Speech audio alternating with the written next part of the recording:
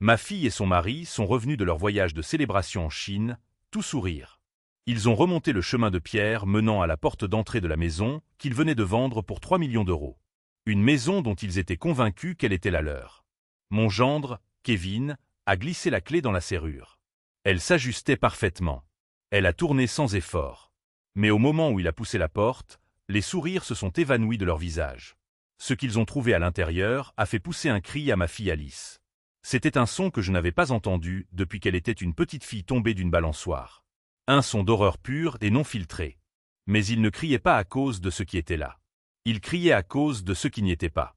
Avant que je ne vous raconte ce qu'ils ont vu dans ce vaste espace vide et comment j'ai tout orchestré depuis mon fauteuil avec un téléphone et un stylo plume, laissez-moi vous dire que ce cri était la note finale d'une symphonie de murmures qui se jouait chez moi depuis 2 ans. Tout a commencé juste après le décès de Malena, ma femme depuis 50 ans. Le silence dans cette grande maison sur la colline était assourdissant. Alors, quand Alice et Kevin ont suggéré d'emménager pour m'aider à prendre soin de moi, une partie de moi a ressenti un profond soulagement. Je pensais que c'était une bénédiction. J'ai vite appris que c'était le début d'un siège. Au début, les changements étaient mineurs, presque imperceptibles. Alice est entrée dans la cuisine un matin et a dit « Papa, ces vieux rideaux à fleurs sont tellement démodés. J'en ai vu des minimalistes très jolis en ligne. » Avant même que je puisse répondre, ils étaient commandés. Léna avait choisi ce motif floral. Elle disait que cela donnait à la cuisine l'impression d'être toujours au printemps, une promesse de renouveau perpétuel. Une semaine plus tard, Kevin a décidé que mon fauteuil en cuir préféré, celui qui était parfaitement moulé à mon corps après des décennies d'utilisation, était une horreur visuelle. Il l'a déplacé au sous-sol sans me demander mon avis. Ça gâche complètement l'harmonie du salon, Gérard, a-t-il dit en me tapant sur l'épaule comme si nous étions partenaires dans cette décision. Lentement, pièce par pièce, la maison a commencé à me sembler moins la mienne, moins la nôtre. C'était comme un hôtel où j'étais un résident de longue date dont les préférences étaient poliment ignorées. Alice, ma propre chair et mon propre sang, semblait se recroqueviller en présence de son mari. Elle commençait à dire quelque chose, croisait le regard de Kevin, et sa pensée s'évanouissait en un sourire hésitant. Ils formaient une équipe, et je réalisais lentement que je n'en faisais pas partie. J'étais le projet, le problème à gérer. Les murmures se sont faits plus forts, plus audacieux. La voix de Kevin me parvenait du porche la nuit, alors qu'il était au téléphone. C'est un bien immobilier de premier choix. La gentrification fait grimper les prix en flèche. Un actif qui dort ici. Il ne parlait jamais de la maison comme d'un foyer. C'était toujours un actif, un chiffre sur une feuille de calcul. Le travail de toute ma vie réduit à une estimation sur un site immobilier. Puis les suggestions douces ont commencé, chacune étant une petite aiguille sondant mes faiblesses. Cela a commencé avec le jardin. J'étais dehors, à retourner la terre dans les rosiers de Léna, mes mains profondément enfouies dans cette terre où je me sentais le plus proche d'elle. Kevin est sorti, une tablette à la main. « Gérard, vous ne devriez vraiment pas être là à creuser la terre à votre âge. Et si vous tombiez, personne ne le saurait. » Il a dit cela avec un ton de profonde préoccupation, mais ses yeux étaient fixés sur la taille du jardin, calculant sa superficie. Il ne s'inquiétait pas de ma santé. Il s'inquiétait de son investissement. Quelques semaines plus tard, ce furent mes clés de voiture. Je sortais pour mon petit déjeuner hebdomadaire avec de vieux amis du syndicat. Kevin m'a arrêté à la porte. « Et où allez-vous comme ça ?» a-t-il demandé, son sourire n'atteignant jamais tout à fait ses yeux. Je le lui ai dit. Il a hoché la tête lentement. « Vous savez, je lisais un article sur les temps de réaction des conducteurs de plus de 70 ans. C'est assez effrayant. Pourquoi ne pas me laisser les garder pour vous? Je peux vous conduire partout où vous avez besoin d'aller, juste par sécurité. » Il a tendu la main, non pas comme une demande, mais comme une exigence. J'ai regardé ma fille, qui se tenait dans la cuisine, faisant semblant d'être occupée avec la cafetière. Elle ne voulait pas me regarder. À ce moment-là, j'ai senti les murs de ma propre maison se refermer sur moi. Je lui ai donné les clés. Je ne voulais pas provoquer de dispute. Je comprends maintenant qu'éviter une dispute était la chose la plus dangereuse que j'aurais pu faire. Les conversations sur l'argent sont devenues constantes, un bruit de fond incessant à ma propre existence. Kevin s'asseyait à la table du dîner, faisant défiler son téléphone. « Avez-vous vu à quel prix la maison des Henderson, au bout de la rue, s'est vendue? 3,2 millions d'euros. Gérard, ce n'est pas seulement une maison. C'est un portefeuille. » Il parlait comme si j'étais un enfant qui ne comprenait pas la valeur des choses.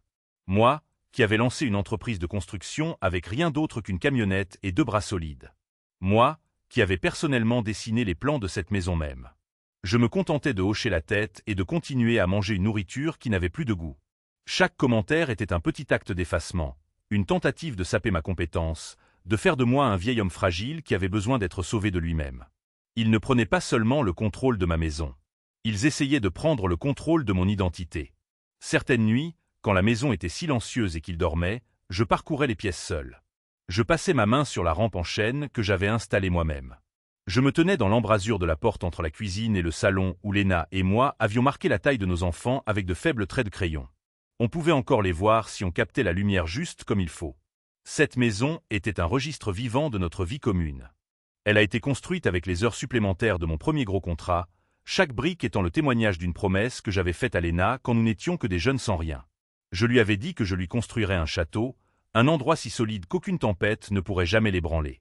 Un endroit où notre famille serait toujours en sécurité. Je restais là, dans le noir, le faible parfum de la cire à la lavande de Léna s'accrochant encore au bois, et je sentais sa présence. Je me souvenais de son rire résonnant dans le couloir. Je me souvenais du jour où Alice avait fait ses premiers pas sur ce même sol. La maison n'était pas un actif. C'était un sanctuaire. C'était une promesse. Et en écoutant le léger bourdonnement du réfrigérateur, je savais au plus profond de mes os que je ne me battais pas seulement pour un bien immobilier. Je me battais pour l'âme de ma famille. Je me battais pour tenir ma promesse à Léna. Il voyait une étiquette de prix. Je voyais toute ma vie. Et je savais que je devrais faire un choix. Le point de rupture est arrivé un mardi. C'était une soirée ordinaire, presque banale dans sa tranquillité. Nous étions assis à la table de la salle à manger, celle que Léna avait achetée chez un antiquaire et avait passé un été entier à restaurer. Kevin avait ouvert une bouteille de vin cher, un Châteauneuf du Pape, ce qu'il faisait généralement lorsqu'il s'apprêtait à passer à l'offensive. Il s'est raclé la gorge après avoir pris une longue gorgée. « Gérard », a-t-il commencé, sa voix douce et pratiquée, comme celle d'un présentateur de télévision. « Alice et moi avons beaucoup discuté. Nous nous inquiétons pour vous. Et nous avons réfléchi à l'avenir, à la meilleure façon de tout protéger. » Il a fait un geste vague autour de la pièce, englobant les murs, les meubles, ma vie entière. Nous pensons qu'il est temps de formaliser les choses. Pour votre protection, bien sûr. Nous devrions envisager de me donner une procuration. Et peut-être que nous pourrions mettre en place une nouvelle fiducie, quelque chose de plus moderne que je pourrais gérer pour vous. Cela vous soulagerait de tout ce stress. L'air est devenu épais et lourd, difficile à respirer. J'ai regardé Alice. Elle fixait intensément son assiette, poussant un morceau de poulet avec sa fourchette. Elle ne voulait pas croiser mon regard. Elle était une complice consentante dans la dépossession de son propre père.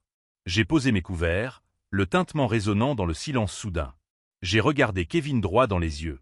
Cet homme qui voyait le travail de ma vie comme une ligne dans son portefeuille.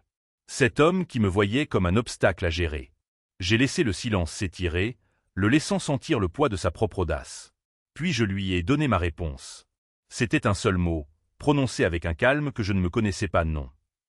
La tranquillité qui a suivi ce mot était plus assourdissante que n'importe quel cri. C'était la tranquillité d'une ligne de bataille tracée non pas dans la terre, mais au cœur même d'une famille.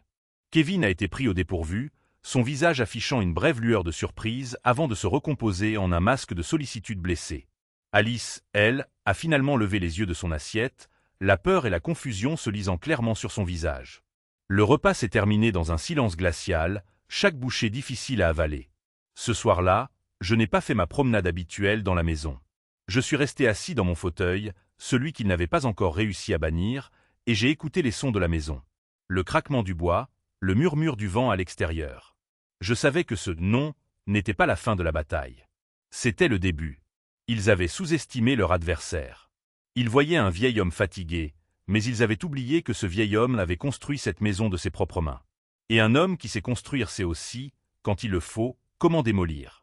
Le téléphone a sonné un jeudi après-midi, perçant le silence confortable de mon bureau. Je lisais un livre sur l'architecture urbaine, une de mes passions depuis mes débuts sur les chantiers. J'ai vu la photo d'Alice sur l'écran et j'ai ressenti un mélange familier d'espoir et de lassitude. J'ai répondu. « Salut, papa », a-t-elle dit. Sa voix était vive, un peu trop forte, comme une animatrice de radio essayant de paraître joyeuse. « J'appelle juste pour prendre de tes nouvelles. Comment te sens-tu aujourd'hui ?» J'ai regardé par la fenêtre le chêne que Léna et moi avions planté pour notre premier anniversaire. Ses feuilles commençaient à prendre une teinte dorée. « Je vais bien, Alice. Je lis, c'est tout. »« Oh bien. » C'est bien, a-t-elle dit rapidement. Il y a eu une pause où une vraie conversation aurait pu commencer. Au lieu de cela, elle l'a remplie avec une liste de contrôles. As-tu pris tes médicaments pour la tension ce matin? Te souviens-tu de déjeuner? Oui, Alice, je m'en suis souvenu. D'accord, super. Super, a-t-elle dit, sa voix s'éteignant. Bon, je dois te laisser. Kevin vient de rentrer. Je voulais juste entendre ta voix. Je te reparle bientôt. Salut, papa. La ligne est devenue silencieuse. L'appel était comme une pierre ricochant sur un lac profond. Tout en surface, sans aucune profondeur. J'ai soupiré, sur le point de poser le téléphone sur la table, mais avant que je ne puisse le faire, le silence a été rompu. Alice n'avait pas raccroché le téléphone. Je suis resté là, le téléphone toujours collé à mon oreille, le récepteur semblant soudainement froid contre ma peau. Le silence à l'autre bout du fil était un vide, un espace creux laissé par une conversation qui ne signifiait rien. J'allais poser le téléphone quand le vide a été comblé. C'était la voix de mon gendre, Kevin. Ce n'était pas fort ou en colère. C'était pire. C'était calme, mesuré et complètement dépourvu de chaleur, comme un médecin discutant d'un patient qu'il n'avait jamais rencontré. Il a raccroché? Bien, a dit Kevin. Il y a eu le bruit d'une chaise qui craque. Écoute, chérie, je sais que c'est difficile, mais tu l'as entendu au téléphone. Il fait juste semblant. Il a l'air fatigué. Est-ce qu'il t'a même posé une seule question sur toi? La voix d'Alice était faible, mince et mêlée d'une culpabilité que je pouvais presque goûter. Il n'a pas eu le temps, Kevin. J'étais pressé. Ce n'est pas la question, a dit Kevin, son ton patient comme s'il expliquait un simple problème de mathématiques à un enfant lent.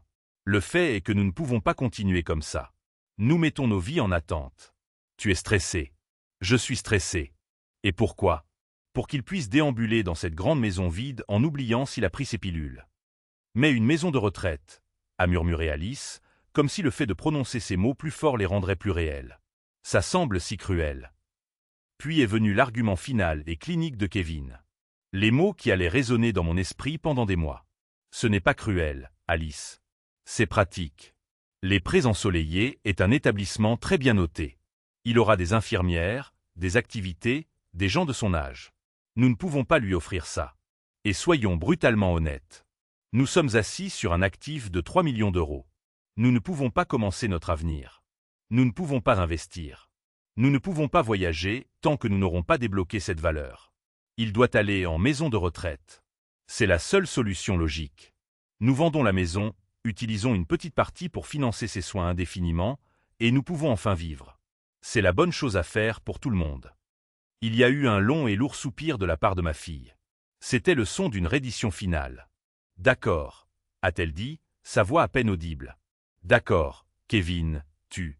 J'ai enfin entendu le clic du téléphone qui se déconnecte. Le silence qui s'est réinstallé dans la pièce était plus lourd cette fois, rempli des mots que je n'étais jamais censé entendre. Je suis resté figé au milieu de mon bureau, le téléphone toujours à la main, sentant son poids comme s'il s'agissait d'un bloc de plomb. Mon souffle s'est bloqué dans ma poitrine. Ce n'est pas la colère qui m'a frappé en premier. C'était un froid profond, une tristesse qui semblait s'infiltrer dans mes os, les faisant souffrir. Ma fille, mon Alice, elle avait accepté de se débarrasser de moi comme si j'étais un vieux meuble encombrant. Je me suis lentement assis dans le fauteuil près de la fenêtre, mes jambes se sentant soudainement instables. Le monde extérieur semblait distant, flou. Mon regard a dérivé vers la cheminée, vers la dernière photographie que j'ai de Léna. C'était de notre 50e anniversaire de mariage, quelques mois seulement avant qu'elle ne tombe malade. Son sourire sur cette photo avait toujours été mon réconfort, mon havre de paix. Maintenant, en la regardant, un autre souvenir a fait surface, vif et douloureux. C'était de ces derniers jours, dans la chambre silencieuse et stérile de l'hôpital. L'air sentait l'antiseptique et l'espoir déclinant. Alice tenait la main de sa mère, son visage strié de larmes. Léna, avec le peu de force qui lui restait, avait regardé notre fille et avait murmuré « Prends soin de ton père, ma chérie. C'est un homme fort, mais il va avoir besoin de toi. » Et Alice, ma fille, lui avait serré la main et avait promis « Je le ferai, maman. Je promets que je prendrai toujours soin de lui. » Cette promesse résonnait dans le bureau silencieux, un fantôme se moquant de ma bêtise. La froide tristesse dans ma poitrine ne s'est pas dissipée, mais quelque chose d'autre a commencé à se former en elle. C'était dur et clair comme de la glace se formant sur un lac en hiver. La douleur était toujours là, mais ce n'était plus seulement une faiblesse. C'était en train de devenir une fondation. Je n'étais pas juste un vieil homme à gérer. J'étais Gérard Wallace. J'étais le gardien de la mémoire de Léna. J'étais le constructeur de cette maison et de cette vie. Et il pensait qu'il pouvait simplement m'effacer. Une résolution tranquille s'est installée en moi, calme et absolue. Il ne s'agissait pas de vengeance. Il s'agissait de justice. Il s'agissait d'honorer une promesse que ma fille avait oubliée. Ma main a cessé de trembler. J'ai regardé le téléphone, non plus une source de douleur, mais maintenant un outil. J'ai déverrouillé l'écran, parcouru mes contacts, et mon pouce s'est arrêté sur un nom que je n'avais pas appelé depuis plus d'1 an. Marc Dubois. Je n'ai pas appuyé sur appeler. Pas encore. J'ai juste regardé son nom. L'architecte en moi a commencé à s'agiter. Il était temps d'élaborer un nouvel ensemble de plans. Le matin après l'appel téléphonique, je me suis réveillé avant le soleil. Le chagrin était toujours là, un poids lourd dans ma poitrine. Mais ce n'était plus un brouillard. C'était une pierre à aiguiser.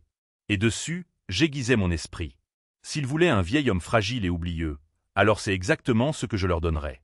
J'avais passé ma carrière à construire des structures conçues pour durer un siècle. Maintenant, mon dernier projet serait de construire une fiction, un personnage si crédible qu'il conduirait ma propre fille à une vérité à laquelle elle ne pourrait échapper. La performance a commencé au petit déjeuner. Je me suis assis à table, ma main tremblant très légèrement en attrapant ma tasse de café. Kevin lisait les nouvelles financières sur sa tablette, et Alice remuait son yaourt sans conviction. J'ai pris ma cuillère pour manger mon porridge, et juste au moment où elle approchait de ma bouche, j'ai laissé mes doigts se relâcher. La cuillère a cliqueté sur le carrelage. Alice a laissé échapper un soupir lourd et exaspéré. « Papa, fais attention. » Kevin n'a même pas levé les yeux de son écran. Il a juste eu un petit sourire en coin. J'ai baissé les yeux sur la cuillère, mon visage un masque de confusion et d'embarras. « Oh !» ai-je marmonné. Bête que je suis. Elle a juste glissé. Kevin a jeté un regard à Alice qui disait « Tu vois, c'est de ça que je parle. » Il voyait un symptôme. Je voyais la première brique posée dans ma nouvelle fondation. Plus tard dans l'après-midi, j'ai trouvé Kevin sur le porche arrière, regardant le jardin. Je me suis approché de lui, m'appuyant sur la balustrade. On dirait qu'on pourrait avoir de la pluie, ai-je dit, plissant les yeux vers le ciel bleu parfaitement clair. Il m'a jeté un regard étrange. La météo annonce du soleil toute la semaine, Gérard. J'ai hoché la tête lentement, comme si je traitais l'information. 1 heure a passé. Je l'ai retrouvé dans le salon. Je suis entré et j'ai regardé par la même fenêtre. Le ciel a l'air un peu gris, lui ai-je dit, ma voix incertaine. Je pense qu'il pourrait pleuvoir. Kevin a posé son téléphone et m'a regardé avec un air de profonde patience qui était plus insultant que n'importe quelle colère. Gérard, nous venons d'en parler. Il ne va pas pleuvoir. Il parlait lentement, fort. J'ai juste secoué la tête comme pour me l'éclaircir. C'est vrai. C'est vrai. Désolé, mon fils. J'ai l'esprit ailleurs aujourd'hui. Chaque question répétée était une autre pierre que je plaçais sur la balance, alourdissant leur certitude, faisant paraître leur plan cruel non seulement logique, mais compatissant. Le courrier est devenu une pièce de théâtre quotidienne. Kevin l'apportait et le triait. Un jour, il m'a tendu une enveloppe, la facture d'eau. Je l'ai fixée, la retournant dans mes mains. Je la tenais à l'envers. C'est pourquoi ça ? Ai-je demandé, le front plissé. Moi, un homme qui avait autrefois géré la paie et les achats pour une équipe de 50 ouvriers, je faisais maintenant semblant de ne pas reconnaître une facture de service public. Kevin a soupiré et a tiré une chaise. Sa condescendance était une couverture épaisse. C'est la facture d'eau, Gérard. Cela signifie que nous devons payer la ville pour l'eau que nous utilisons dans les douches, les éviers. Il a pointé le montant du comme si je n'avais jamais vu de chiffre auparavant.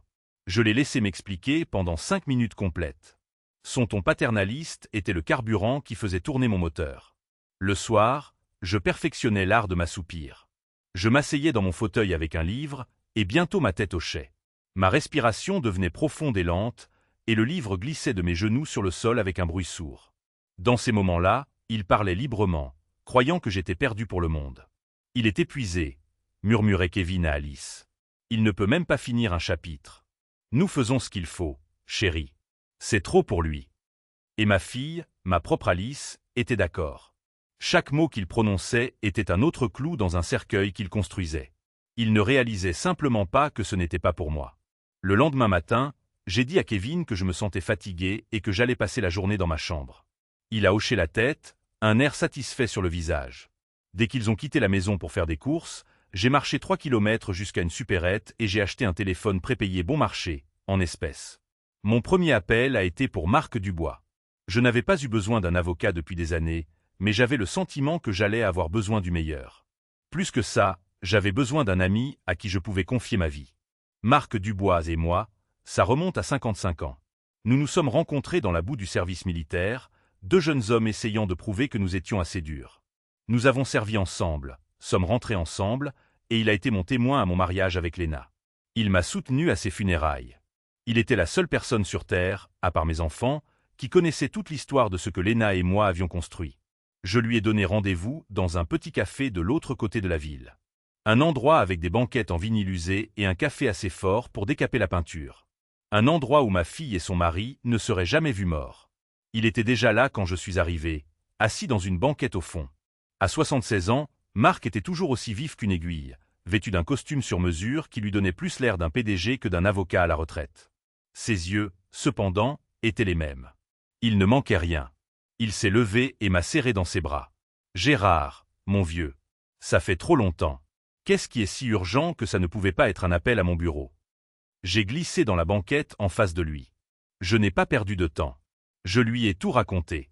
J'ai commencé par les petites choses, les murmures, les meubles déplacés, les clés de voiture.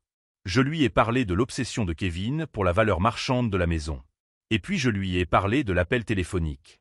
J'ai répété les mots que Kevin et Alice avaient prononcés, ma voix plate et sans émotion, comme si je lisais un bulletin météo. Pendant que je parlais, j'ai vu les émotions changer sur le visage de mon ami. D'abord, il y a eu la confusion. Puis, une horreur naissante.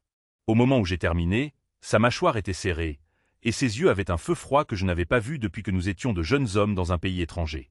Il est resté silencieux un long moment. Ses mains jointes sur la table. Il n'a pas offert de pitié. Il n'a pas dit « je suis désolé ». Il a dit quelque chose de bien mieux. Cet ingrat, ce fils de... Je ne l'ai jamais aimé, Gérard. Je te l'ai dit à leur mariage. Une vague de soulagement m'a envahi. Je n'étais pas juste un vieil homme fou. Ma colère était justifiée. Elle était partagée. Puis Marc a pris une profonde inspiration et tout son comportement a changé. L'ami en colère s'est retiré et l'avocat a pris sa place. Il s'est redressé, ses yeux devenant concentrés, analytiques. Il a sorti un carnet relié en cuir et un stylo de la poche de sa veste. « D'accord, Gérard, » a-t-il dit, sa voix maintenant nette et professionnelle. « Allons à la guerre. Ils veulent te traiter comme si tu étais incompétent. Très bien, nous allons utiliser ça. Mais avant tout, nous devons vérifier nos fortifications. Parle-moi de la maison. Au nom de qui est le titre de propriété? Y a-t-il une fiducie que je dois connaître? J'ai besoin de savoir exactement à quoi ressemble le champ de bataille. » Je me suis penché en avant, une étincelle de mon ancien moi, le constructeur, le planificateur, revenant en moi. C'est pour ça que je t'ai appelé, Marc. Léna et moi avons toujours été des planificateurs. Il y a une fiducie, la fiducie familiale Wallace. Un lent sourire s'est étendu sur le visage de Marc. Ce n'était pas un sourire heureux. C'était le sourire d'un prédateur qui venait de sentir l'odeur de sa proie. « Oh, vraiment » a-t-il dit doucement. « Eh bien, eh bien, eh bien. Il pense jouer aux dames avec un vieil homme fatigué. Gérard, mon ami. Nous allons leur apprendre à jouer aux échecs. » Marc se pencha en avant, le léger sourire toujours sur ses lèvres.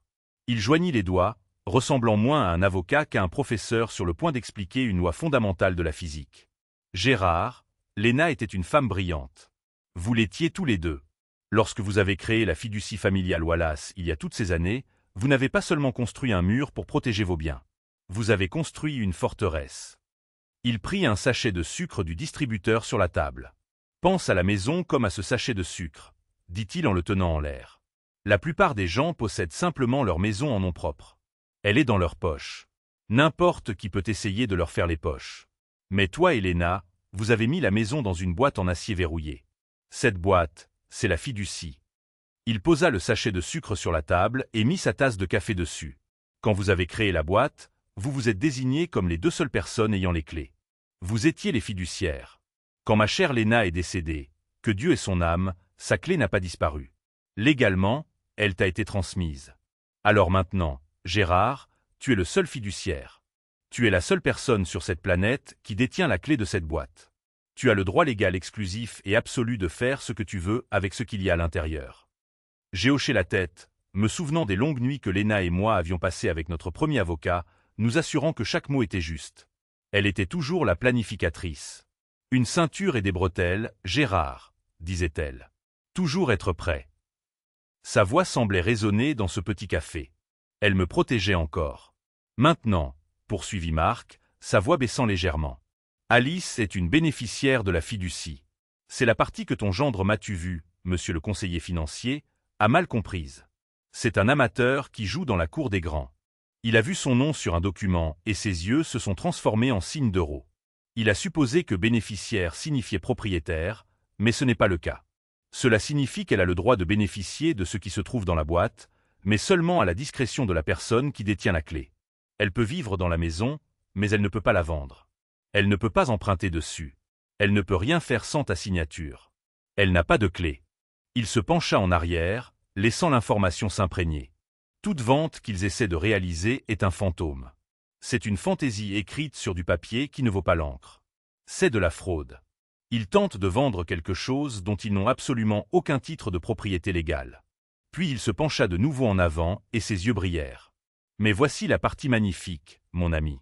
Pendant qu'ils sont occupés à vendre une maison fantôme à un acheteur fantôme, toi, l'homme avec la seule clé, tu peux vendre tranquillement et légalement la vraie maison à un vrai acheteur. Nous allons mener une vente légitime et blindée juste sous leur nez.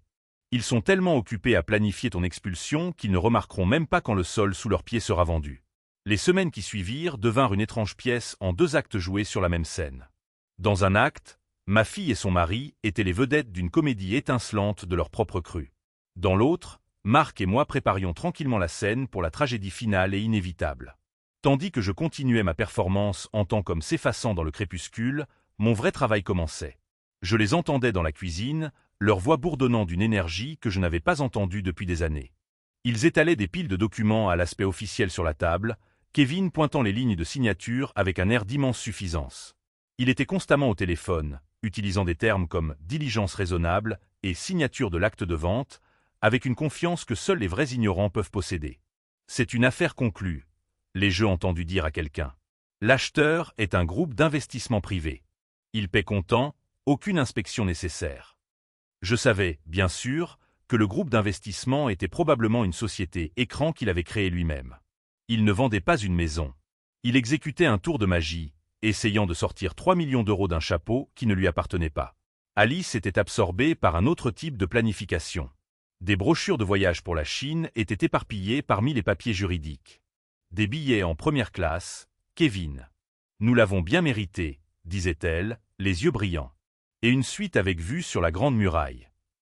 J'entendais leur rire depuis ma chambre alors que j'étais assis dans mon fauteuil à lire.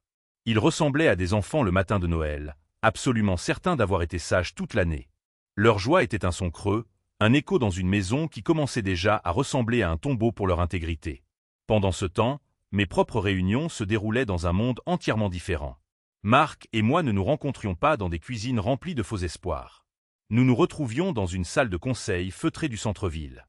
Nous étions assis en face des directeurs de la Fondation du patrimoine communautaire de l'Ouest, autour d'une longue table en acajou. Ce n'étaient pas des investisseurs habiles. C'étaient des historiens, des architectes et des anciens de la communauté. La directrice de la Fondation était une femme nommée Éléonore Dubois, une professeure à la retraite avec des yeux qui contenaient la sagesse des générations. Elle ne parlait pas de la maison en termes de superficie ou de valeur marchande. Elle parlait de son âme. « Monsieur Wallace », m'a-t-elle dit lors de notre première réunion, sa voix résonnant d'un profond respect. « Ce que vous et Léna avez construit sur cette colline est plus qu'une maison. C'est un point de repère. C'est l'une des premières maisons construites sur mesure par une entreprise de construction locale de renom dans cette ville. C'est une pierre angulaire de l'histoire de ce quartier. Nous ne sommes pas intéressés à la revendre.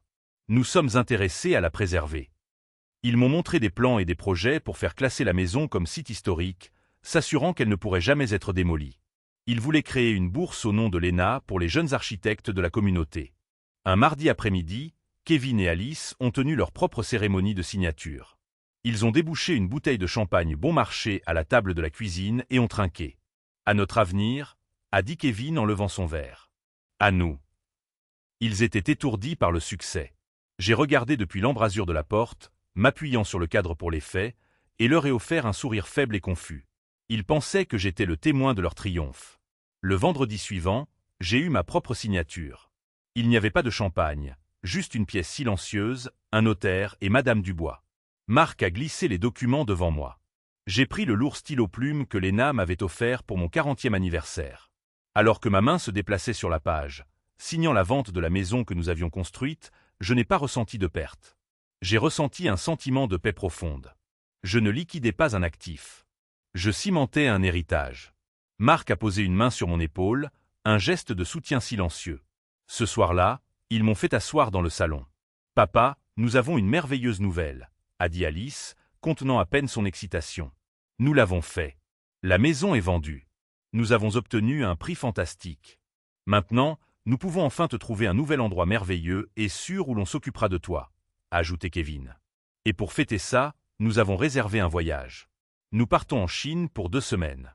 C'est une opportunité unique. Cela nous donnera amplement le temps de tout régler pour ton déménagement à notre retour.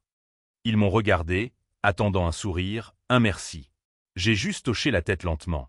Ça a l'air bien, ai-je dit, ma voix délibérément fragile. Amusez-vous bien, vous deux. Ils venaient de me donner la dernière pièce du puzzle, une fenêtre ininterrompue de 2 semaines pour démanteler leur fantaisie, pièce par pièce. Le jour où les déménageurs sont venus était silencieux.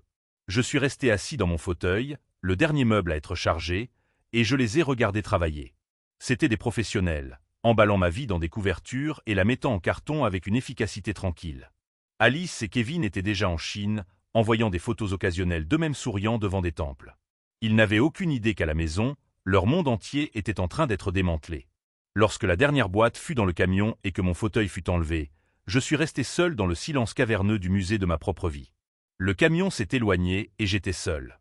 La maison ne m'avait jamais semblé aussi grande. Chaque son que je faisais, le frottement de mes chaussures sur le parquet, le léger bruissement de ma veste, résonnait dans le vide. J'ai commencé ma dernière visite, un adieu silencieux à la vie que Léna et moi avions construite entre ces murs. Je suis entré dans la cuisine et je me suis tenu là où notre table avait été pendant 47 ans. Je pouvais presque voir Léna, fredonnant en étalant de la pâte à tarte. Je pouvais presque entendre le bavardage d'une jeune Alice nous racontant sa journée à l'école. Une maison n'est pas seulement du bois et des clous. C'est un témoin silencieux. J'ai passé ma main le long du plâtre frais du mur du couloir. La peinture était nue, mais ma mémoire fournissait ce que mes yeux ne pouvaient pas voir.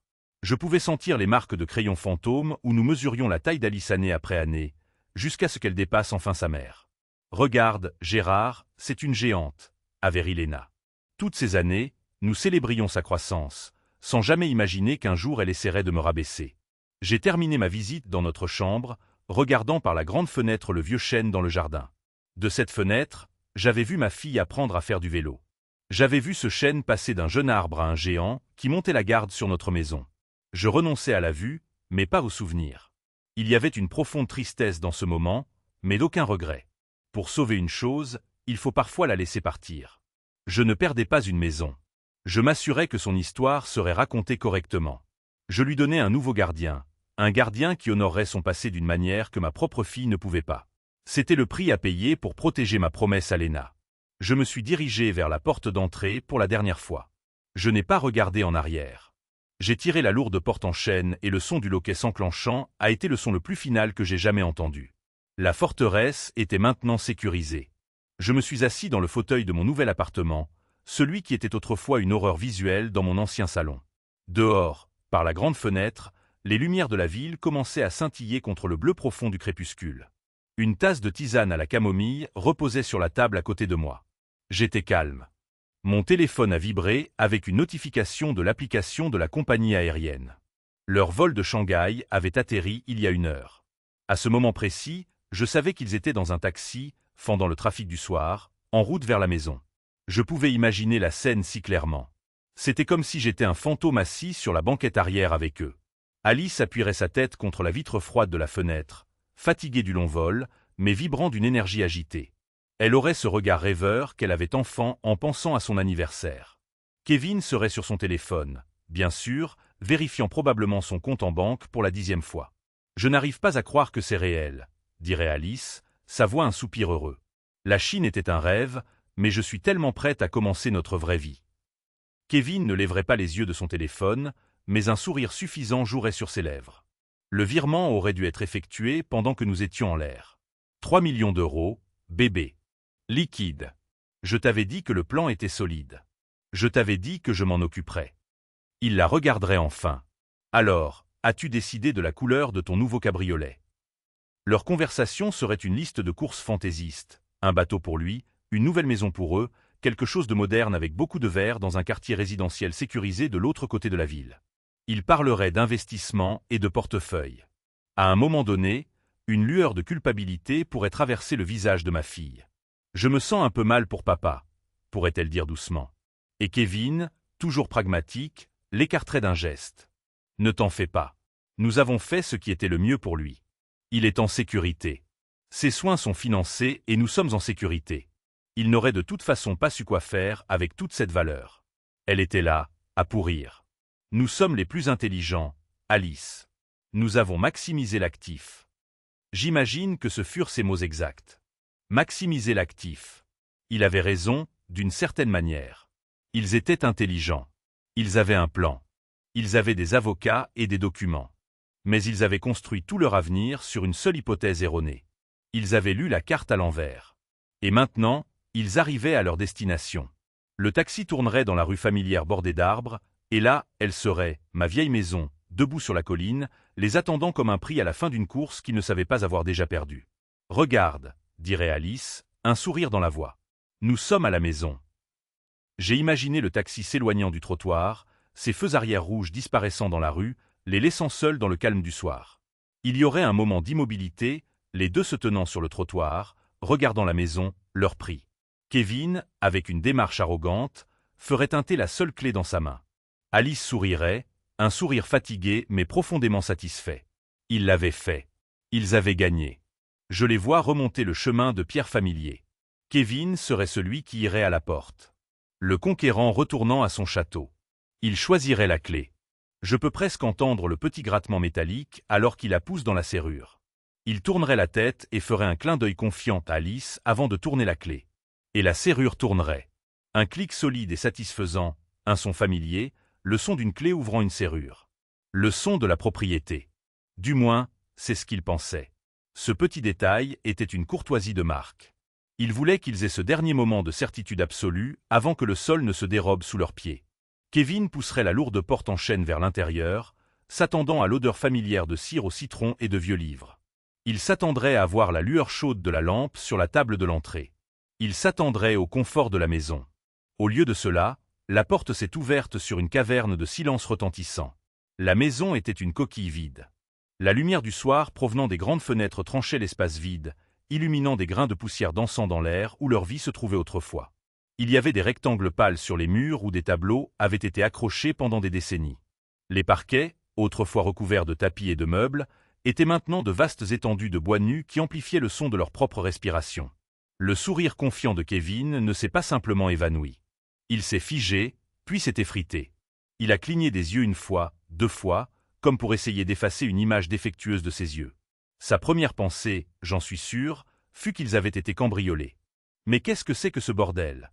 murmurerait-il, le son avalé par le vide. Alice se tiendrait sur le seuil, une main tenant toujours sa valise, l'autre volant vers sa bouche. Ses yeux passeraient d'un espace vide à l'autre. Le salon à gauche, où le canapé et mon fauteuil auraient dû être. La salle à manger à droite, où la longue table en acajou avait disparu. Ce n'était pas le chaos d'un cambriolage. C'était autre chose. C'était une absence. C'était un vide délibéré, parfait et terrifiant. Kevin ferait un pas hésitant à l'intérieur, ses chaussures chères faisant un son fort et solitaire sur le sol nu. Il a tourné en un cercle lent, son esprit refusant de traiter la scène. Rien. Tout était parti. Absolument tout. Ils sont restés là, sur le seuil, pris entre le monde qu'ils pensaient avoir construit et la dure réalité que je leur avais préparée. Le silence dans cette maison vide était plus fort que n'importe quelle alarme. Et ce n'était que le début. Leurs yeux, s'habituant à la pénombre, auraient balayé le vaste sol vide, et ils l'auraient vu. Une seule enveloppe blanche et simple, placée parfaitement au centre de l'entrée. Elle aurait semblé incroyablement petite dans le grand vide de la pièce, mais elle aurait captivé toute leur attention. Ce n'était pas une lettre. C'était une déclaration. J'imagine que c'est Alice qui a bougé la première, ses pas hésitants, attirés vers l'enveloppe comme par un fil invisible. Kevin serait resté en arrière, cloué sur place, son esprit essayant encore de trouver une explication rationnelle aux pièces vides. Une erreur de déménagement colossale. Une mauvaise blague. Son cerveau rejetait la vérité impossible. La main d'Alice tremblerait en s'agenouillant pour la ramasser. Le papier lui semblerait froid. Il n'y avait pas de nom à l'extérieur. Elle l'ouvrirait avec une incertitude maladroite. À l'intérieur, une seule feuille de papier, soigneusement pliée. Elle commencerait à la lire à haute voix, sa voix petite et tremblante, une voix d'enfant perdue dans une très grande pièce très vide. Cette propriété, commencerait-elle, a été vendue le 5 septembre à la Fondation du patrimoine communautaire de l'Ouest. Le premier coup. Kevin lui arracherait le papier des mains, ses yeux parcourant les mots, son visage un masque d'incrédulité. Quoi? Non, c'est impossible. C'est une blague. Il ne peut pas faire ça. Alice continuerait comme si elle récitait de mémoire, les mots maintenant gravés dans son esprit. Vos effets personnels ont été déplacés dans le box de stockage numéro 247 chez Espace Sécurisé, rue de l'Orme. Les 12 premiers mois ont été payés. Le deuxième coup, le détail froid et pratique qui rendait la chose indéniablement réelle. Ce n'était pas une blague. C'était un plan. Le visage de Kevin commencerait à rougir, une marée de fureur montant contre les rochers de son incrédulité. J'ai les papiers. J'ai un acheteur. Je vais le poursuivre. Je vais ruiner ce vieux fou sénile. Il sortirait son téléphone, son pouce tapotant l'écran, essayant d'appeler un avocat qui ne répondrait pas, essayant d'arrêter un raz-de-marée qui avait déjà déferlé. La voix d'Alice ne serait plus qu'un murmure alors qu'elle terminait les dernières lignes de la note. Cette clé cessera de fonctionner à minuit. Cette maison n'était pas à vous de la vendre. C'était l'héritage de ma femme à protéger. Le coup final, la raison, le verdict. Kevin pousserait un rugissement guttural de pure rage impuissante. Il pourrait donner un coup de pied dans le mur, le bruit sourd résonnant dans la maison. Le seul résultat, une éraflure sur sa chaussure chère et une douleur aiguë au pied. Il crierait à propos d'avocats, de juges et de vol. Mais ces mots seraient vides de sens, juste du bruit projeté contre les murs silencieux et inflexibles de ma victoire. Mais Alice ne serait pas en colère. Elle comprendrait. Elle me connaissait. À ce moment-là, elle verrait toute la partie d'échecs de 2 ans étalée devant elle, et elle réaliserait enfin qu'elle n'avait été qu'un pion depuis le tout début. Elle regarderait les rectangles pâles sur les murs où ses photos d'enfance s'étaient accrochées. Elle regarderait son mari, un étranger enragé dans les ruines de leur avenir. Elle regarderait le morceau de papier qui avait démantelé toute sa vie. Et puis elle ouvrirait la bouche. Cela commencerait comme un halètement, une lutte pour l'air dans une pièce où tout l'oxygène avait été aspiré. Et cela se transformerait en un cri.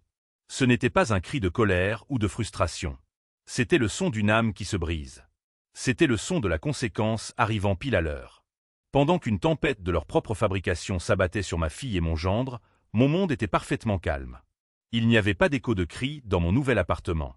Seulement le léger sifflement de l'eau chaude versée d'une bouilloire dans ma tasse en céramique préférée. Je me tenais devant une grande fenêtre qui donnait sur la ville, une galaxie tentaculaire de lumière qui scintillait contre le velours sombre du ciel nocturne. En bas, la circulation se déplaçait en rivière silencieuse et fluide de rouge et de blanc. Ce nouvel espace était plus petit que mon ancienne maison. Il était propre, moderne et épuré. Il était à moi. Pour la première fois en 2 ans, je pouvais respirer sans sentir le poids des mots non dits et des regards pleins de ressentiment. L'air dans ce petit appartement était le mien. Le silence ici n'était pas le silence lourd d'une famille qui s'effondre, mais la paix propre et tranquille d'un travail bien fait. Je n'étais pas heureux. Le sentiment qui s'est installé en moi n'était pas le triomphe étourdi d'un vainqueur. C'était une paix solennelle, un profond sentiment de justesse. C'était le soulagement tranquille d'une tempête qui avait enfin éclaté, une tempête que j'avais dû invoquer moi-même pour purifier l'air pour de bon. Je n'avais pas agi par désir de vengeance. J'avais agi pour restaurer un équilibre qui avait été délibérément et cruellement bouleversé. J'ai pris une lente gorgée de ma tisane, laissant la chaleur se répandre dans ma poitrine. Je n'avais pas à imaginer leur panique, leur rage ou leurs larmes. Je les avais déjà prises en compte. Elles étaient simplement les dernières variables prévisibles d'une longue et douloureuse équation. Leur chaos était le prix de ma paix. Et en regardant la ville, un monde de possibilités s'étendant devant moi, je savais avec une certitude qui s'est installée au plus profond de mon âme que le prix en valait la peine. Leur cri n'était que le premier écho d'un bâtiment qui s'effondre. Une maison construite sur un mensonge ne peut pas tenir. Et tout le plan de Kevin était un château de cartes construit dans un ouragan. Je l'imagine en ce moment, appelant frénétiquement son avocat, criant à propos de ses droits et de ses papiers. Mais les morceaux de papier qu'il détient sont sans valeur. Ce sont des accessoires dans une pièce de théâtre, et la pièce est maintenant terminée. Voici ce qu'ils découvriront bientôt dans une série de réunions froides et dures avec des gens qui ne se soucient pas de leurs sentiments. Pour obtenir leurs 3 millions d'euros, Kevin n'a pas seulement fait semblant de vendre la maison. Il a fait en sorte que sa société fantôme, son investisseur privé, contracte un prêt hypothécaire très réel auprès d'une banque très réelle, en utilisant ma maison comme garantie. C'est un crime grave. Cela s'appelle une fraude bancaire. La banque, croyant la vente légitime, leur a viré ces 3 millions d'euros aux vendeurs. C'est l'argent qu'ils ont utilisé pour leurs billets de première classe pour la Chine. Maintenant, l'acheteur fantôme ne fera aucun paiement hypothécaire. La banque viendra chercher sa garantie. Ils essaieront de saisir la propriété, mais quand ils le feront, ils ne trouveront pas Kevin et Alice. Ils trouveront la Fondation du patrimoine communautaire de l'Ouest détenant un titre de propriété blindé et légalement exécuté.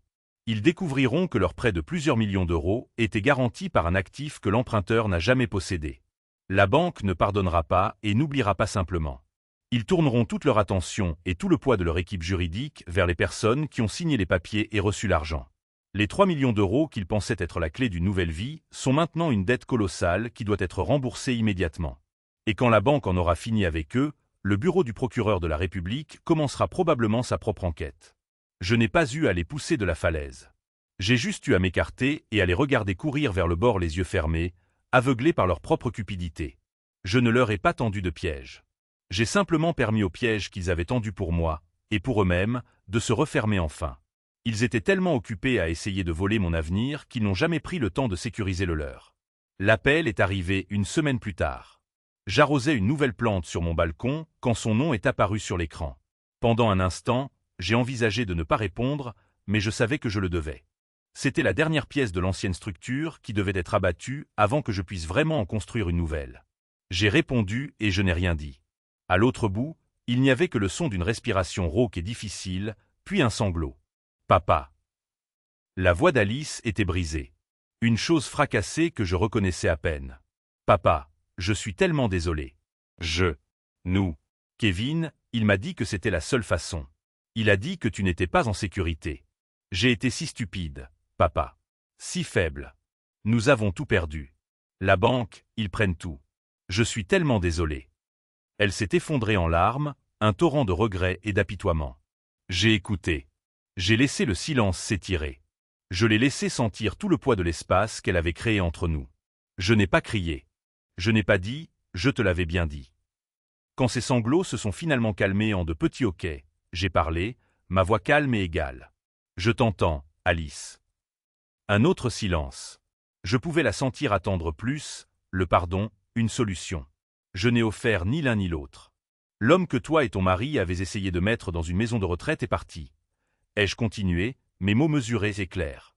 Le père dont tu as traité l'amour inconditionnel comme un compte en banque est parti. Si nous devons un jour avoir une relation à nouveau, ce sera une nouvelle. Elle sera construite à partir de zéro sur une fondation d'honnêteté, et elle commencera par le respect. Je te respecte, papa, a-t-elle murmuré désespérément. Non, Alice, ai-je dit, ma voix douce mais ferme. Tu ne me respectes pas. Mais tu peux apprendre. Le respect n'est pas quelque chose dont on peut hériter ou qu'on peut exiger. Il doit se mériter. Le chemin qui t'attend est long et difficile. Qu'il mène ou non dans ma direction dépend entièrement de toi et des choix que tu feras à partir d'aujourd'hui. Au revoir, Alice. J'ai mis fin à l'appel avant qu'elle ne puisse répondre. J'ai posé le téléphone, non pas avec colère, mais avec une finalité triste. La porte de notre ancienne vie était maintenant verrouillée. Si elle voulait en construire une nouvelle, elle devrait trouver les outils elle-même. Finalement, j'ai dû donner la maison pour vraiment la sauver. Cela ressemble à une contradiction, je sais. J'aurais pu laisser à ma fille une fortune en immobilier, un héritage de 3 millions d'euros. Au lieu de cela, j'espère lui avoir laissé quelque chose de bien plus précieux, la leçon coûteuse et douloureuse de la conséquence. C'est une leçon qu'elle passera des années, peut-être le reste de sa vie, à essayer de comprendre. Un véritable héritage n'est pas quelque chose que l'on peut vendre ou faire évaluer. Il n'est pas écrit dans un testament. Il est écrit dans nos actions. C'est la dignité tranquille que l'on refuse d'abandonner. C'est l'honneur avec lequel on vit et le respect que l'on impose, non pas avec son argent, mais avec son caractère. Ils ont essayé de me prendre ma maison, mais ce faisant, ils m'ont forcé à me souvenir sur quoi ma vraie maison était construite. Elle était construite sur les fondations de ma propre estime de moi. J'ai vendu une maison, mais j'ai récupéré ma vie. J'ai 75 ans et je construis à nouveau. Cette fois, sur des fondations que personne ne pourra jamais m'enlever. Cette histoire est un puissant rappel que les plus grandes trahisons ne viennent souvent pas des ennemis, mais de la famille qui tient l'amour pour acquis. Elle nous apprend que la valeur d'une personne ne se mesure pas à son âge ou à sa faiblesse perçue, mais à son caractère et à sa résilience. Poussée à bout, la sagesse tranquille et la planification méticuleuse sont des armes bien plus redoutables que des réactions émotionnelles bruyantes. Elles soulignent une vérité cruciale. Le respect est le fondement non négociable de toute relation. Et lorsqu'il est brisé, toute la structure est destinée à s'effondrer sous le poids de sa propre cupidité.